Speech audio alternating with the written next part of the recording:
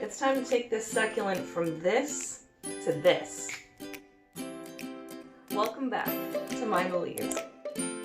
So we have 3 different succulents here that definitely need a little tender love and rescue. So all of them are pretty much going through the same thing. They've gotten long and leggy, they're kind of flopping over, and a bunch of them also have some dried up leaves on the bottom. We're gonna take these ratty looking succulents and breathe some new life into them. And luckily, even though we've got 2 Echeverias and an Agave here, so they are different types of succulents, this method will pretty much work for almost any succulent that you have. So feel free to use this method on other succulents that you desperately need to rescue. Now, before we get started, just 2 quick recommendations. Number 1, it is best to do this in the spring, although I'm personally not, so definitely feel free to do this when it is needed, but in the springtime is definitely optimal. The second thing is that I think it's a good idea to water your succulents a few days before you do this process, just to make sure they're nicely hydrated before they go through this pretty intense process. Okay, let's get started. Okay, so starting with this guy, basically the very first thing that we're going to do is search for a spot on this succulent that looks good. A place where we can cut it, take it, repot it, and it will basically look like a nice new succulent. So this top part here is looking pretty good, so we're going to work with that. Here you can actually see that it has split into 2, which is pretty interesting. So we're actually going to be turning this into 2 new plants. Now it's very important that we make sure our scissors are sharp and clean before we do this, and I think just to make this easier for myself, I'm going to just sort of cut into the stem first, and then I'll worry about actually splitting the 2 pieces. So I just kind of want to get in here, wiggle my scissors in there, and then I will just cut off this top section here. Okay, so the top part is off and we will be working with this. We'll just set the rest of this aside until we're ready to work with that. So here is our nice little piece, and basically what I want to do is find stems for them. So they're sort of attached right now, so I want to try to pull off some of these leaves to try to reveal the stem. And you can absolutely hang on to these leaves for propagation. That's one of my favorite things to do with leaves. Okay, so here I'm seeing that we can actually sort of see the 2 stems, which is great. I'm just going to keep removing some more leaves to reveal that a little bit more here.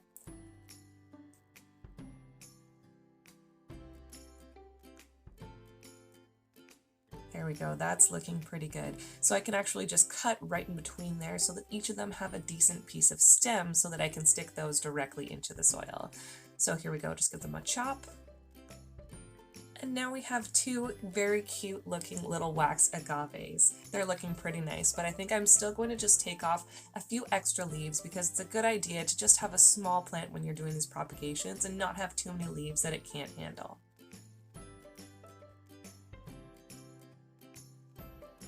Okay, these are looking really good, so I think I will leave these the way they are and we will pot them into the soil. Now when you're potting up your succulents, the pot size that you use does matter. So I've got 2 here, I've got sort of a small one here, and then maybe what I would consider like a medium small one. And basically the pot size that I would recommend, although it might be tempting to go for something bigger like this one because you know the plant's going to grow on anyway, it's actually a better idea to use this smaller size pot, especially when they're just rooting, because the bigger size actually will hold so much more water and potentially invite root rot, whereas the small one is going to dry out quickly and be much better for your plants. So although I'll actually be using both of these pots today because I don't have enough of the small ones, the size that I would recommend is this small one right here. And we're going to be filling these up with some really nice ultra gritty soil, and make sure that the soil is dry. It's incredibly important that your soil isn't wet when you do this process.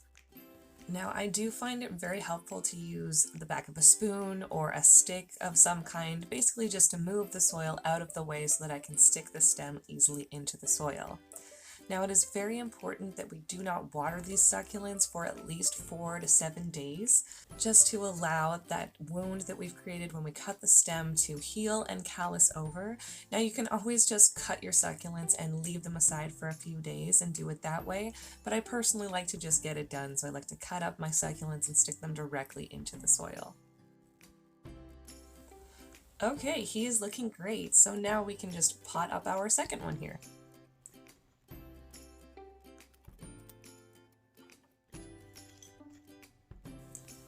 Okay, those look really, really great. I'm very happy with those. But what about all this? Okay, when it comes to these, we actually have some options here. So we can absolutely take the whole top part off, take off all of the leaves, and use those for propagation. What we can also do though is cut right into the stem, set it aside, wait a few months, and eventually a new succulent will start to grow from it. Now we can take all of these leaves and propagate them.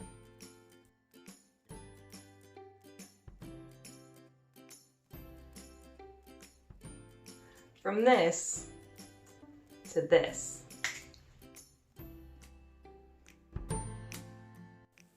Okay, now we can get started on this guy. Now I have him resting on here because if I don't, he will actually fall over. He is in desperate need of some attention.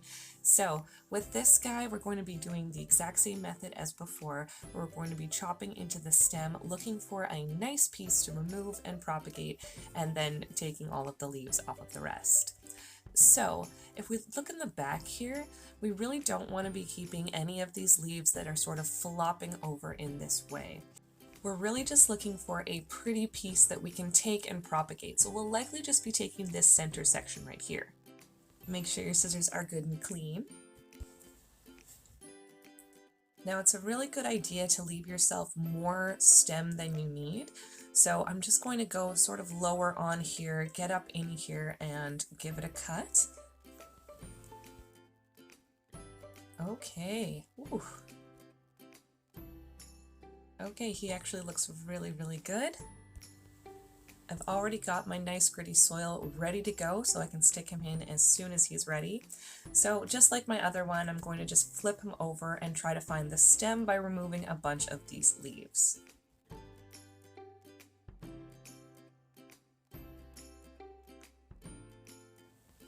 Okay, so this is what we're looking for here, something kind of small, and now we've also given ourselves a nice long piece of stem that we can easily stick into the soil.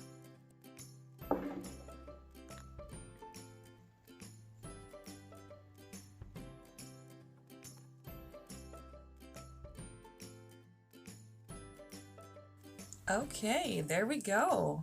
Now he is all potted up and I think he is looking absolutely fantastic. Now with the rest of this, just like our last one, we can take all of the leaves and we can chop the stem, put it aside, and eventually another one will grow, and that is actually how I got this one right here. And now we have all of these for propagations. Okay, last but certainly not least, we have this ruby slipper Echeveria. Now with this one, it definitely needs more light than I can give it, but regardless, we're still going to chop and prop him and try with him again. Now, same as before, we're just going to be chopping him off of the stem, and then we'll be removing some leaves and popping him directly into the soil.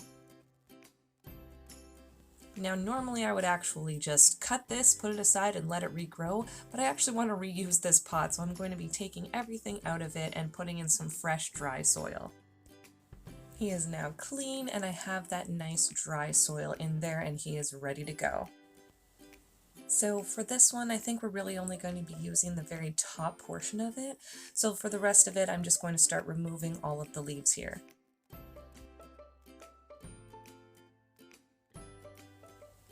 So I know that's a very small bit of plant here, but I personally think it's going to give us the best look that we can get with this. It's better to have a nice small succulent to start rather than it having a lot of leaves that it really can't support.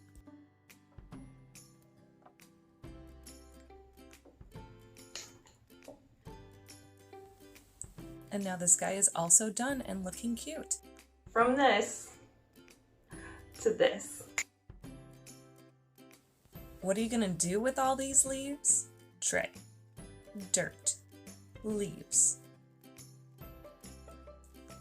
Make sure to keep the soil moist. You can also just use a spray bottle if you prefer. Wait a little while and soon you'll see roots and little babies like this popping out. Just set it aside and be patient. It really is that easy. Now I just want to give you a few tips for aftercare so these guys grow really nicely for you. When we cut into these plants, we created big wounds that are invitations for water and of course root rot to develop. So we're going to wait and let those wounds callus over and heal before we introduce water here. So wait at least 4 days before you water them. The second tip is to just make sure that you're keeping them out of direct sunlight while they're beginning to grow their root system.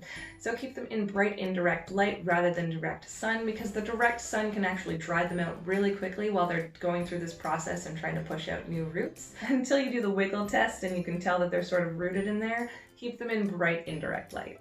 I really hope that this video was helpful for you and that you feel confident in chopping and propping your own succulents. My name is Sam, this is Mind the Leaves, urging you to take care of your plants and yourself.